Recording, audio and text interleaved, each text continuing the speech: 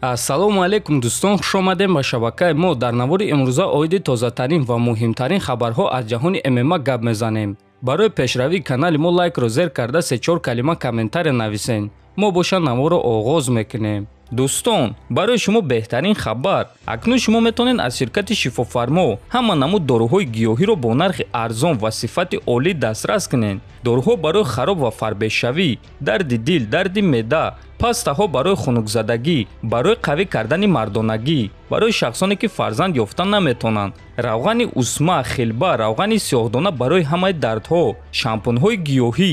худи ҳозир ба номерҳои дар рӯи экран буда занг зада доруҳои даркории худро бо нархи арзон дастрас кунед ва ҳатман аз номи канали паҳлавон гап занед. ҳамин гуна шумо ҳам доруҳои даркории худро дастрас мекунед ва ҳам канали моро дастгирӣ мекунед.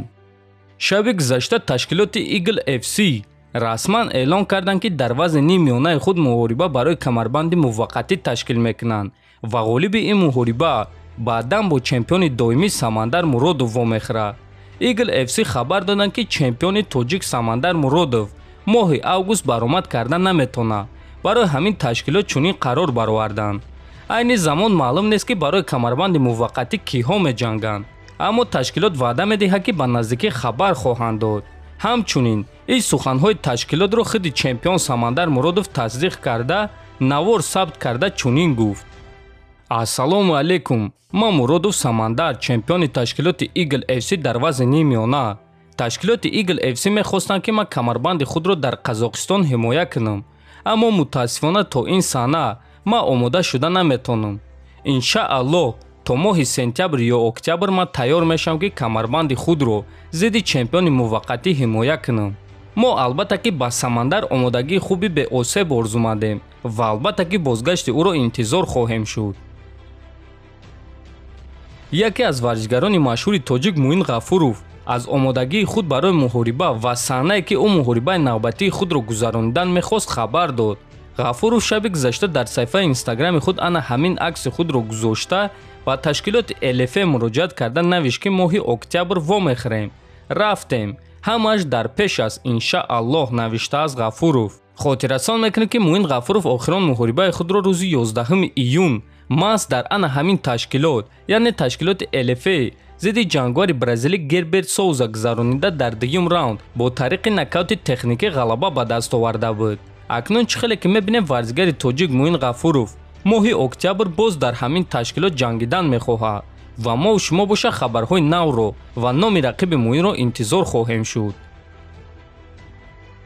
топови ҷангвари вазни сабуки UFC Майкл Чендлер боварӣ дорад ки Ислам Махачев ва Чарлз Оливераро ба осонӣ шикаст дода метавонад. ислам ҷангвари хуб аст, аммо ӯ танҳо як гӯштинг дорад тамом ва ман фикр мекунам ки гӯштинги ӯро манъ карда метавонам. ман ӯро маҷбур мекунам ки бо ман дар стойка ҷанга. ӯ чапдаст аст ва зарбаи вазнӣ надорад, аммо бошем дар стойка любой ҷангварро ба нокдаун равон карда метавонам. ҳатто ҷангвароне ки ба пеш ҳаракат карданро дӯст медоранд. чӣ гунае ки ман ин корро дар муҳориба зидди Ҷастин Геҷи карда будам. бале, ман дар стойка дар Оливера бой додам, аммо дар 10 муҳорибаи охирони Оливера ман аз ҳама наздиктар барои ӯро шикаст додан будам. агар ки ман хатогиҳои худро ислоҳ карда зидди Оливера ба муҳориба баром, пас ман ба осонӣ Оливераро шикаст дода метавонам ва ман ба ин чиз 300% боварӣ дорам, гуфтааст Чендлер. ва дӯстон, дар ҳақиқат агар мо 10 муҳорибаи охирони Чарлз Оливераро ба назар гирем, пас дар ҳақиқат Майкл Чендлер аз дигарон дида барои шикаст додани Оливера наздиктар буд, лекин ӯ ин корро карда натавонист. акнун Оливераро рӯзи 22 октябр муҳориба зидди Ислам Махачев интизор аст. аз Чендлер боша аз рӯи овозаҳо муҳорибаи навбатии худро метавонад ки зидди Дастин Порье гузаронад. дӯстон, ба фикри шумо Майкл Чендлер боз барои камарбанд ҷангида метавонад ё ин ки Дастин Порье ӯро манъ мекунад? фикротонро нависен, ҳатман дар канали мо обуна шавен то бозид хонободу сарбаланд бошен.